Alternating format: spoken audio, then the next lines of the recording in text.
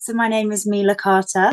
I am an actor. I've only been acting for about 2 years. I just graduated 2 years ago from drama school. So this is one of my first jobs, which is very exciting. And I play the Countess Elena Andrenyi in Murder on the Orient Express. She is a Hungarian countess. And then what first drew you to want to be part of this production? I think the people involved, definitely Lucy Bailey and Ken Ludwig, and Fiery Angel, they're all such talents, and they all managed to sort of inject such life into such an old classic text, and bring it to life and make it feel so modern and relevant now. And as soon as I read the script, I was in love with how it was done, and also the comedy Ken manages to bring to it as well, I think really drew me to it. And then obviously Agatha Christie, massive worldwide, but were you kind of familiar with her work before you kind of took on this role? A bit, yeah. To be honest, I'd never really been into sort of murder mysteries, or I sort of hadn't really been introduced to them and always thought of them as like a stuffy thing. But then after reading this, I went and watched some more Agatha Christie's and read a lot more, and I was like, oh no, I actually really like this. So I think I'd sort of just not tried it before, but I'm definitely into it now. Yeah, it's incredible. Yeah. Is there that kind of pressure, do you feel, obviously, when you get audiences coming in that kind of maybe know the story already?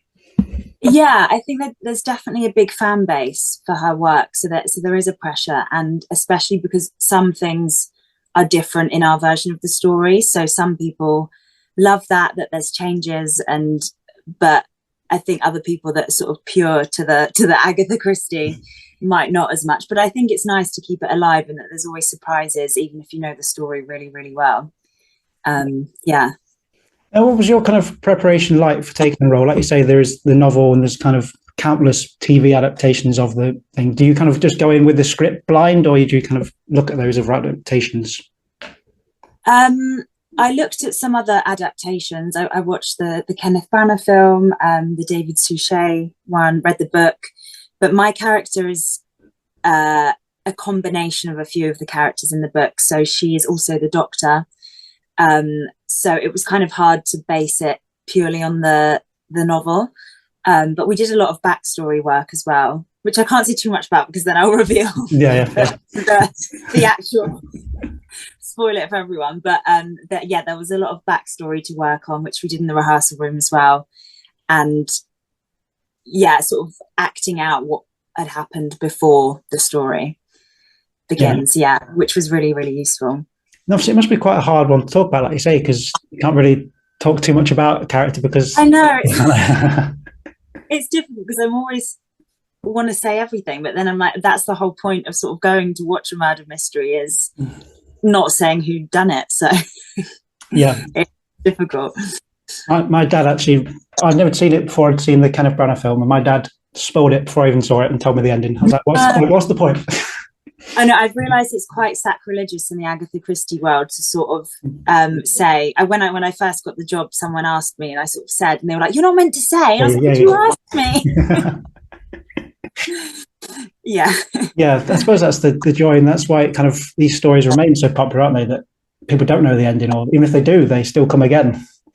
Yeah, you get a lot of people that have seen the films years and years ago, and then they come and watch it, and they've forgotten, so they're sort of reliving it again. And even some of the Agatha Christie's I know, I've sort of forgotten who'd done it, so I can just watch it countless times. Do you think that's why it has remained so popular, that you kind of can come back to it and then still get something new from the story? I think so, yeah, and I think there's new detail to be picked up every time, and the clues. A lot of the clues are so subtle that when you watch it a second time and you weren't aware of the clues, you can sort of pick up on them a lot more. I think the work is so detailed and it's quite interactive because it gives the audience a chance to pretend that they're Poirot and in their heads try and look for things during the play as well. And I can't talk to you about the show without talking to you about the set. I mean, I did not know what it was going to look like until I saw it, and my God, it's incredible how they've pulled that together. It's so cool. Yeah, I love the set. Yeah. I mean, you have to act because it's just all there for you, like the costumes and the set. You're on the Orient Express, so there's no imagining involved. You're just there. It's incredible. Yeah, for anyone who's not seen it yet, just how they pull that, like the carriages together, just seamless. How you kind of do it. Yeah, I especially love how it starts with an empty stage, so you're not expecting the set, and a lot of people are sort of like, "Oh, this is sort of a low budget, no set thing," and then it suddenly appears. Yeah. And then kind of at this stage of the journey, I mean, you've been doing it since kind of July last year, haven't you? This production now.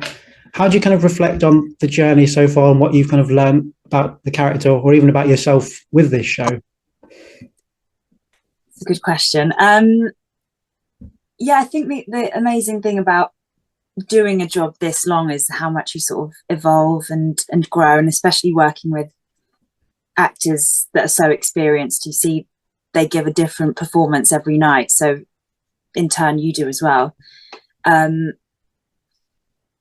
yeah, I think I've learned a lot about the sort of poise of the Countess and how that changes through the play and her sort of journey, and the relationships between the different characters have sort of evolved as we've gone on as well. Again, it's difficult to talk about. Yeah. But yeah, and we have so much fun with it, and it's such a great cast, so it never feels like a job. It just feels like fun most of the time, which is great. Yes, but then if we could turn the tables here and you could ask the Countess a question, what would you want to ask her? Oh, I think I'd want to ask her. Oh, this is a good question. I think I'd want to ask her why she went to this why she went this far. Yeah. For this. Yeah. Yeah, if that makes sense. It does. Yeah, it does. Yeah, which I know. Yeah, how she got herself to this specific point. Yeah. Yes, I know what you mean. And, yeah, how she enjoys life in Hungary as well, because I think it's interesting. I'm not Hungarian. I am half Eastern European, but it was interesting going into that research as well and learning the Hungarian accent and some phrases in Hungarian. And I'd like to ask her about life there as well in the 1930s. Yeah, I suppose when you get to play like all these different characters, it must be like fascinating when you do get to kind of, like say, create that world of the character in your head. Yeah, it's really interesting to do research from a character that's from a completely different country and time period as well, because I printed off a lot of pictures and sort of looked at images of the time, and it does really transport you to that place and time. Yeah. Now I have a couple of questions from my friend Louise, who I'm sure you've met along the way because she's like a super fan of the show. Yeah. One question, she says, can she have your jewellery? You'll have to ask the costume department. But then she would like to know, have there been any kind of funny moments that have happened and mishaps along the way so far that you can talk about? Yeah, obviously there's a lot of props involved with it, and a lot of clues and things. And there's always sometimes a moment where you're like, oh, where is that thing? You have a slight moment of panic, like, oh, I need to pick that up soon or do that thing. Yes, there's sometimes that, or there's a whole bit where I'm the doctor as well, and I have to cut a sleeve off someone and then bandage it up, and it all happens very quickly. And then has been moments where I sort of can't quite cut it, or that's been stressful to do in time. Yeah, that's the fun thing about live theatre as well, is that you have no choice. You just have to do something right there and then. But yeah, hopefully all the mishaps have been sort of hidden not visible to the audience. Yeah. And then she also asked, kind of away from this one, what would kind of be your kind of dream roles for the future? I love Sally Bowles in Cabaret. I would love to do some screen as well. My dream job would be, I guess this is it, like I love doing novels that sort of go into another adaptation. So maybe I'd love to do a novel that goes into a series. But yeah, I love sort of reading the book and imagining that character as a real person and then becoming that person. So specifically, I can't think of one, but yeah, anything based on novels. Amazing. I've got a few questions more just about kind of you and your kind of background, really. Kind of when did you know that you wanted to be in kind of performing and acting?